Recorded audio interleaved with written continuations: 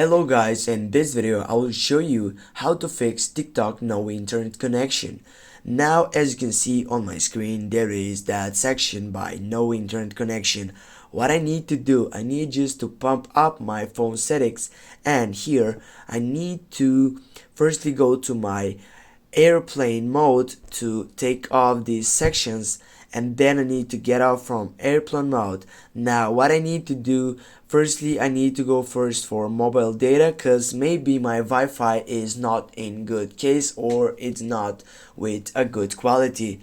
I will go with mobile data, and as you can see also this section is not related. Now I will get back and try to turn on my Wi-Fi, and I will need to wait to get up to this point. As you can see on my upper side it has been added that link. Now I'll go with Retry, and as you can see this has been resolved. Thanks guys for watching. Don't forget to hit that like and share the video. See you soon guys.